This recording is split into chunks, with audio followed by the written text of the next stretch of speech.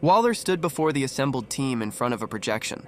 In 1984, on Earth-7, Vought's premier hero known as Soldier Boy disappeared. The boys noticed MM's entire body tense upon hearing Soldier Boy. Vought propaganda states that he sacrificed his life to stop a nuclear meltdown in Ohio. As you can guess, that was a lie. No shit, so how did he really die? MM asked, sounding irritated. Waller looked at MM with no emotion, clearly analyzing him. In Nicaragua that same year, by the Soviets and Sandinistas of your world. MM looked stunned. Sandy what? You mean Soldier Boy was running with the Contras? Oi, I didn't get my question answered, Palm. Boomerang protested, but his remark was ignored. Not quite. He and his team went there because Vought wanted to show support. Am I gonna get my bloody question answered? To answer your question, Digger, the Sandinistas were a communist political movement. The Contras were an anti-communist organization in Nicaragua. The Contras were a part of Operation Charlie. The CIA needed to get funds for the Contras, so they smuggled drugs to black neighborhoods in our U.S. Soldier Boy was a part of that. MM explained bitterly. I should have known. That happened in your world, too. Why is that some sort of cosmic constant? MM rhetorically asked. There was an awkward silence in the room. I didn't know that. Huey admitted. Thank you for the insight, Mr. Campbell. However, Mr. Milk, Soldier Boy had no direct involvement. He and his teammates were brought to raise morale. They had only been there for a short time before the camp they were in was attacked. Soldier Boy was killed by an anti-soup weapon known as BCL Red. Your mission is to retrieve it from your Moscow. How do you know this?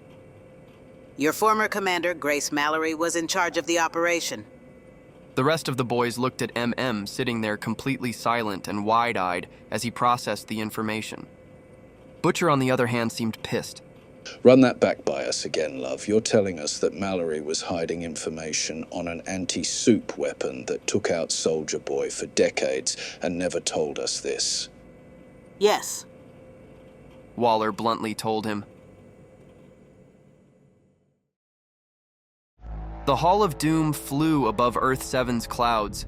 The dreadful headquarters of the Legion of Doom was like the top half of a black skull. The shape allowed it to go unnoticed by radars and could easily go unnoticed by that Earth's technology. Inside, Black Manta's men took the last box of V-24 to be sold. Black Manta watched this while Dr. Poison analyzed a sample of the green formula on her table. That was the last batch. Any luck recreating it? I have many creative ideas for this chemical compound, but no, I can't recreate it exactly as it is. Scarecrow did it. With the original, the temporary formula is much more tricky. Dr. Poison was a woman with terrifying eyes, most of her face covered by a black leather cowl, still revealing her big teeth, her body covered by a heavy black leather uniform with gloves on her small hands. A large wooden box floated and fell between Black Manta and Dr. Poison. The nails flew out of the box, revealing it was full of gold bars. We wouldn't have even half of this if the same clients didn't have to buy again. Dr. Polaris said. We need the temporary version to keep selling. The only thing similar on our Earth is the quantum juice that's spread in the Dakota. Even the permanent version of Compound V is much lighter. To recreate the V-24 might take me a long time. They heard someone approach them. They turned and saw a large gorilla wearing a purple cape approaching them, Gorilla Grodd. That will be difficult. Our infiltrator has just informed me that this product wasn't supposed to be ready until 2 years from now. You think someone helped Vought? Yes, I do. Grodd bluntly told him. Fortunately, I should be able to synthesize it. All we just need is more.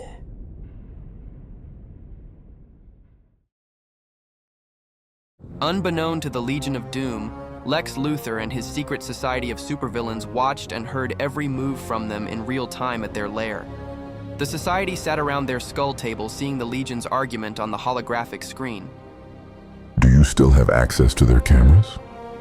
I built the Hall of Doom, of course. You heard what they said. We can consider this problem solved. I don't understand. Edgar will put out the information of a large cargo of V-24 in a certain location. When the Legion comes to get it, they'll find the Justice League waiting, won't you? The holographic screen is divided in two. On the right side, Stan Edgar is in his office. It can be arranged if they have the means to access the information about the cargo ship they stole. Perhaps we could even solve two problems at once. Tell me, Mr. Luthor, do you believe Homelander would survive an encounter with this Legion of Doom? He would with Superman around. His irritating sense of morality means he must save even the worst of the worst. Well, perhaps the Justice League will be late for the party.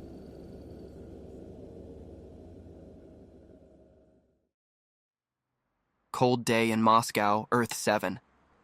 On a highland in the city, a flash of light appeared, and there were Butcher, Manchester, Huey, Trickster, Mother's Milk, Black Spider, Kimiko, Scarlet, Frenchie, and Captain Boomerang.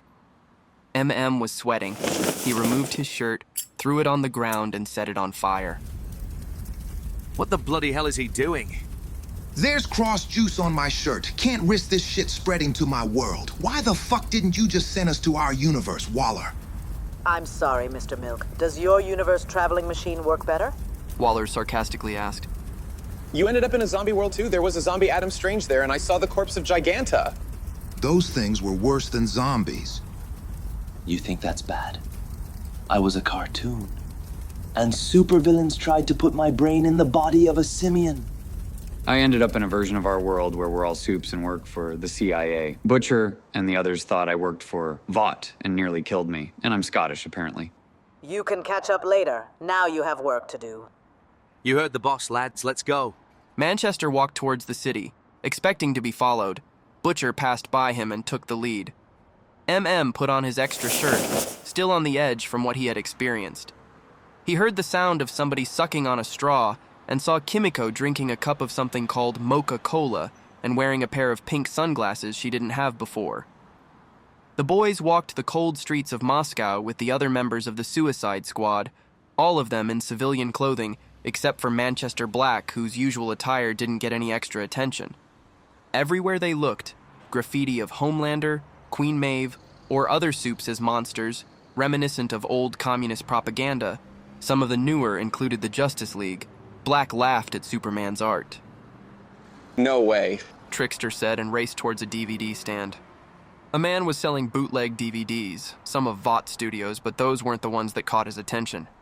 They're bootlegging movies from our Earth. Check this out. A Grey Ghost Begins, Warrior Angel 4, The Quest for Peace. They even have that shitty remake of The Silver Blade. What does it say here? Butcher asked MM, pointing to the DVDs with pictures of the real superheroes from Earth 1. Real footage. MM translated.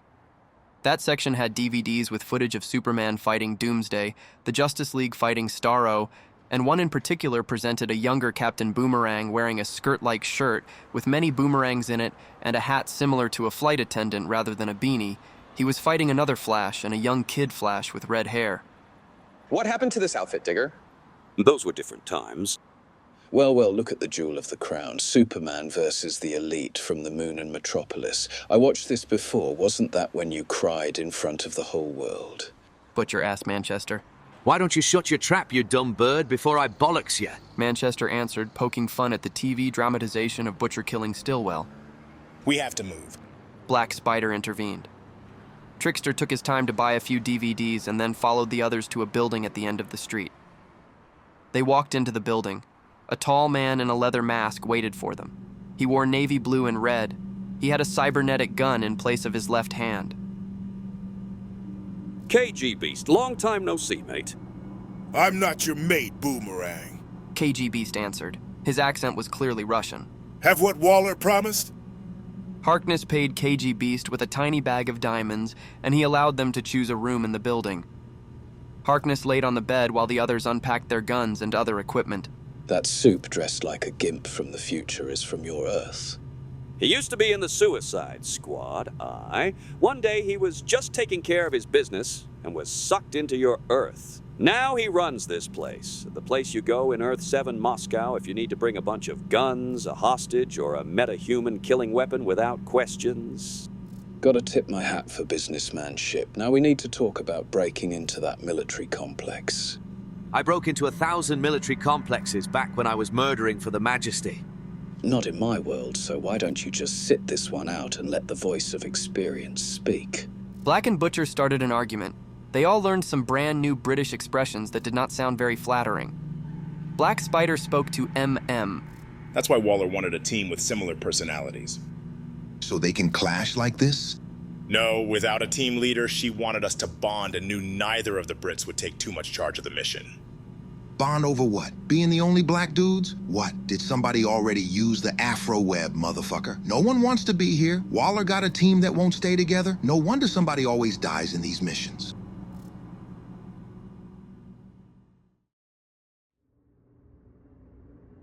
Maeve was lying down in her bed.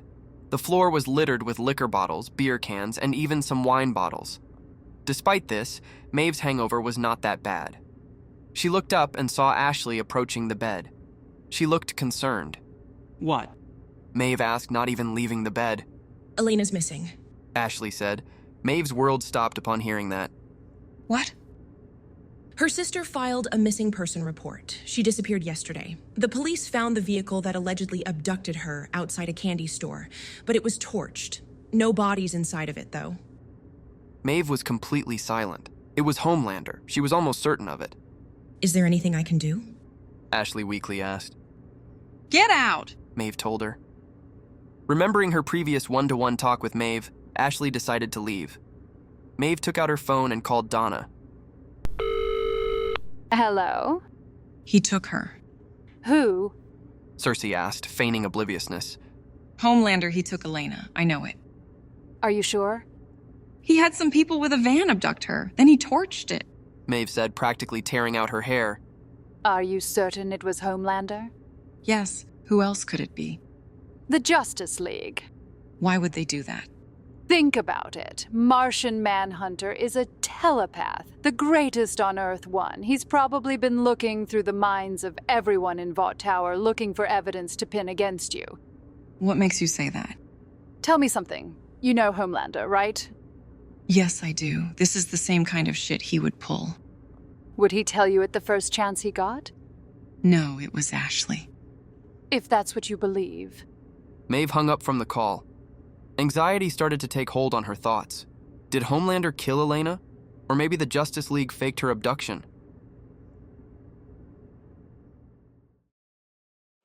The boys in the Suicide Squad observed the Russian stone building from afar with binoculars. Waller did us no favors. That ain't a lab. It's a military compound. Russian military compound. Butcher argued. Earth 7 Russian military compound. Black added. We'll come here when it's late at night, and it will be like storming a Baja Fresh. Why wait? Boomer. Captain Boomerang stepped up and launched a boomerang toward the compound. He pulled out a phone from his pocket and watched the trajectory of the boomerang on the screen. What the fuck was that? We're supposed to just observe. Little something I built before Waller sent us here will give me full access to their security system, and we can just walk in. You forgot the Reds with AKs in there. In the premises of the compound, one of the guards saw Trickster waving at him, pulling his pants down, and showing the guard his butt. The guard got offended and walked over to Trickster. That was the moment when Scarlet put a gun behind his head. Don't move. They dragged the guard inside the lab and took his access card and gun. The guard presented a slight smile. What is he smirking for? Behind them was a group of 5 guards with machine guns. Black used his powers to take away their weapons and throw their bodies against the wall. It seemed like they were unconscious, but one of them tried to reach for his gun. Black Spider stepped on him, took the gun, and used it to knock him out. You looked more powerful in the videos. Butcher teased. You can blame Superman for that. Black answered, not a quick quip, but genuinely upset. His eyes were black and green, and he had his hand on his head like he had a strong headache. MM went to use the guard's access card, and when the guard attempted to stop him, MM knocked him down with a punch. Rocky IV, motherfucker. MM said, and took one of the machine guns off the floor. In the lab, one of the scientists held a hamster with light brown fur. He picked up a needle with compound V in it and was about to inject it when someone entered the lab. The boys in the Suicide Squad had their guns pointed at the scientists. Red Dawn, motherfuckers. MM announced, pointing his rifle at them. Cuff them. Both Butcher and Black said at the same time and exchanged angry looks. One of the scientists pressed a button to call for help, but nothing happened. That won't work, mate. Captain Boomerang explained. Huey and Trickster Zip cuffed the scientists. Huey carefully put the hamster back in his cage. He showed MM the syringe. Were they about to make a super hamster? Probably trying to learn about the V. MM said and pointed to the name on the cage. Says his name is Jamie. Jamie. Huey said and took the cage away from the scientists. They started searching around the lab, every inch of space. All of them but Captain Boomerang, who refused to search in tiny spaces. Your metahuman killing gun won't be in a drawer, he explained and walked to a sort of tank, big enough for a whole person to fit inside. My bet is that it's in there. I can crack it open. Yeah, nah, I have more experience than you in this department. Captain Boomerang pulled out his tools to open the tank. The scientists observed this with fear. One of them, an older man with glasses, glanced at the compound V left on the table. He had a scalpel hidden in his sleeve and used it to cut the zip cuffs. He quickly grabbed the syringe. At that moment, Black Spider turned around and shot him in the head. Manchester Black looked disappointed. We were not supposed to make any... He hesitated and saw the syringe was in the scientist's shoulder and fully injected. Red light shone from the bullet hole. His mouth and his eyes glowed in his face. Noise. The scientist got up and shot fire out of his entire face. The fire started to spread around the lab. The zip-cuffed scientists were the ones burning to death, unable to move away. The boys shot the newly suit-transformed man, but the bullets only slowed him down. Manchester Black used his powers to stop the fire from hitting them. Protect me. I'm your chance to get this weapon.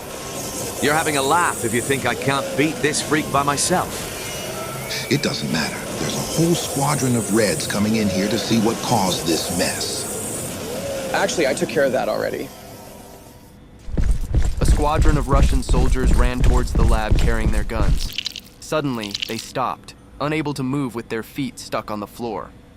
Looking down, they saw their boots were glued to the floor. This glue covered the entire way to the lab. Manchester held the scientist away with his telekinesis. Frenchie ran from behind him and hit the soup's face with a fire extinguisher. It melted with the impact and put the fire out. Black Spider and Scarlet proceeded to shoot him.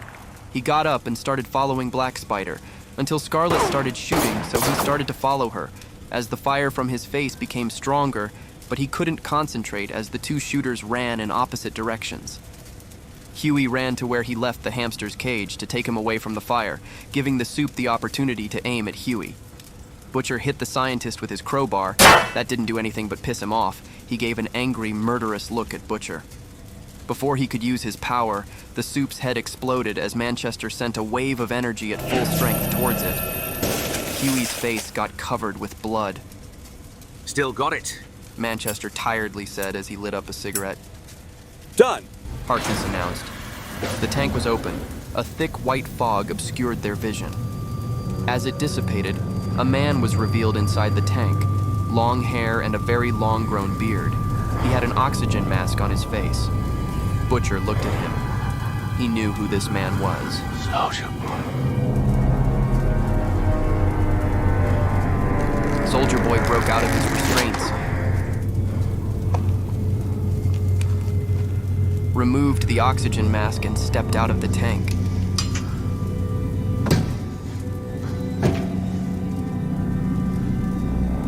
Mother's Milk was speechless,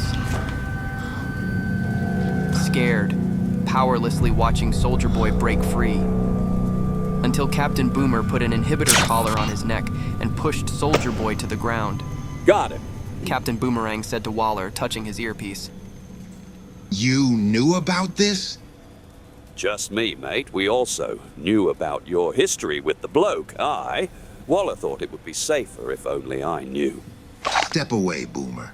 MM ordered, pointing his gun at him. That collar takes away his powers, which means I can actually kill this piece of shit. Put the gun down, Milk. Waller spoke in his earpiece. He started hearing the bomb on his neck ticking. I won't say it again. That song echoed in MM's mind, with memories of himself watching Solid Gold as a child with his grandfather. It kept playing in his mind with images of a car going through his apartment and his grandfather dead on the ground. He couldn't hear the bomb ticking anymore, even if it still was. He kept his gun pointed to Soldier Boy. Black Spider removed the gun from MM's hand and pushed him aside. What the fuck, Needham? I just saved your life. We just went through a Suicide Squad mission with no casualties. That's rare. I'd like to keep it like that. Soldier Boy's body was lit up. His chest was glowing. The pieces of destruction near him started moving. He got up, pushing Captain Boomerang away and sending a blast of energy out of his chest towards Black Spider that went through the wall behind him. He liberated the blast with a scream. When he was done, Soldier Boy breathed heavily, and Black Spider was reduced to ashes and gutters. Soldier Boy was about to turn to Captain Boomerang, but MM punched him in the face and knocked him out. Bloody hell, I didn't know he had that power. He didn't, MM said. The inhibitor collar's light turned white, same as the bracelets the boys and the rest of the squad were wearing. All of them were taken in a flash of light.